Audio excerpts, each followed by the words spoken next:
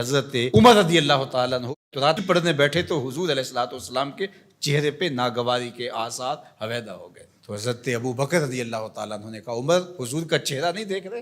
تو انہوں نے پھر تورات کو چھوڑا. حالانکہ تورات منزل من اللہ کتاب ہے، لیکن جب قرآن آ گیا تو اب ختم. یتیمے کے نا کردہ قرآن درست، کتب خانہ چند ملت بشست. جب حضور آ گئے تو ساری کتابیں منسوخ ہو گئیں، جو منزل من اللہ تھی وہ بھی منسوخ ہو گئیں. تو ہم یہ مشرقی روایات، یہ مغربی روایات، یہ خاندانی روایات یہ کدھر سے آ گئی؟ جب حضور آ گئے تو تورات، زبور، انجیل اور صحیفے جو اللہ نے اتارے تھے وہ بھی منسوخ ہو گئے. تو میری اور آپ کی رسمیں کدھر رہ گئی؟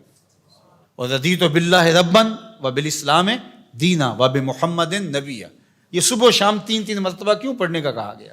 اسی لیے کہا گیا کہ یہ لفظ ہی نہیں ہے، یہ ہمارے اندر راسخ ہو جائے. رضیت باللہ ربًا، ہم اللہ کے رب ہونے پہ راضی ہو گئے، بات ختم ہو گئی.